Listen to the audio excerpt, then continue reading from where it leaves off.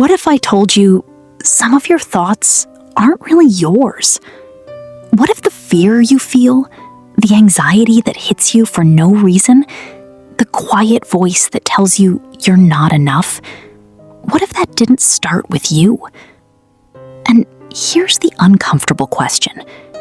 What if American Christians today are being mentally programmed and nobody is talking about it? Think about your daily life for a second. You believe in God. You try to stay strong. You want peace. You want clarity. You want purpose. But still, there are moments when your mind turns against you. You start overthinking things that never used to bother you. You feel fear even when everything seems fine. You question your worth, your direction, sometimes even your faith. And the strange part is, it doesn't feel sudden. It feels gradual, like something has been building over time. Let me ask you something honestly. Have you ever sat there in silence and felt like your own thoughts were working against you?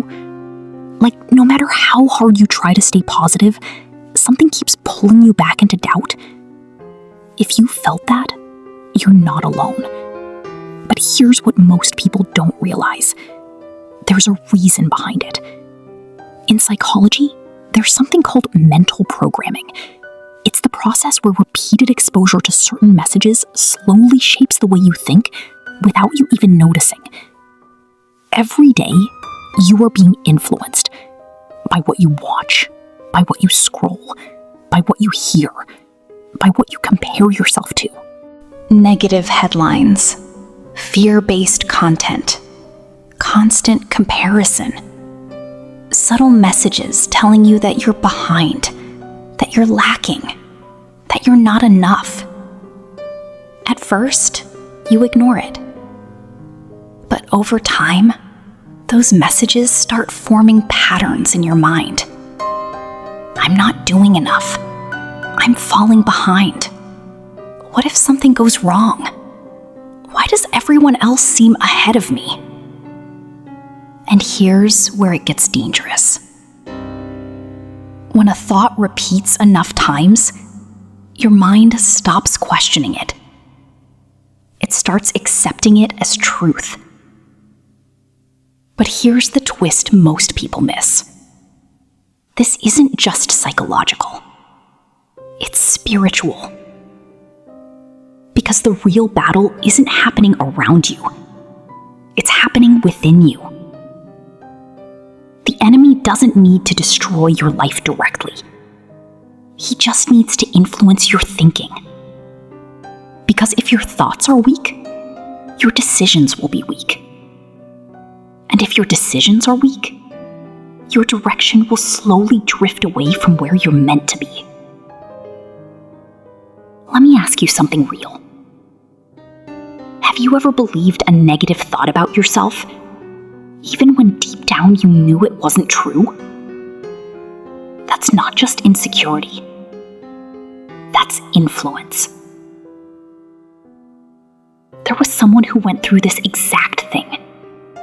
A believer, strong in faith, consistent in prayer.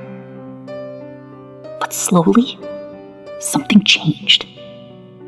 Not on the outside, but on the inside. They started feeling tired all the time, unmotivated, disconnected. Not because they stopped believing, but because their thoughts started shifting. It wasn't God who moved away. Their mind had been filled with noise, with pressure, with lies they never stopped to question. And that's when everything began to change. Here's the truth you need to hear today. Not every voice in your head speaks truth. Some thoughts come from fear. Some come from past experiences. Some are shaped by what you've been exposed to. And some are simply not meant to build you, but to break you. So the question is, how do you break free from this? The first step is awareness. The moment you notice a negative thought repeating, pause. Don't just accept it. Ask yourself, is this leading me toward peace or pulling me into fear? Because truth brings clarity, but lies create confusion. The second step is to challenge the thought. Instead of agreeing with it, question it. Is this really true? Or have I just heard it so many times that it feels true?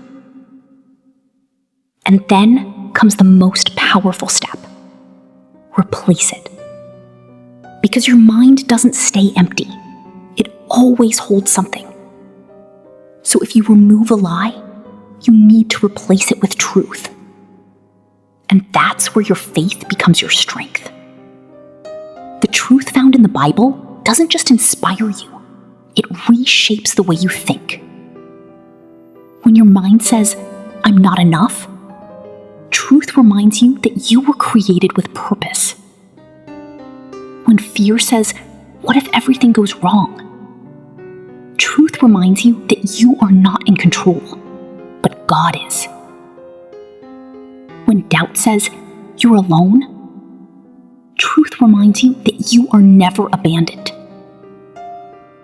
Let me ask you something again. What's one thought you've been believing lately that might not actually be true? Take a second and think about that. Because identifying it is the moment you begin to break it. And here's something powerful to understand.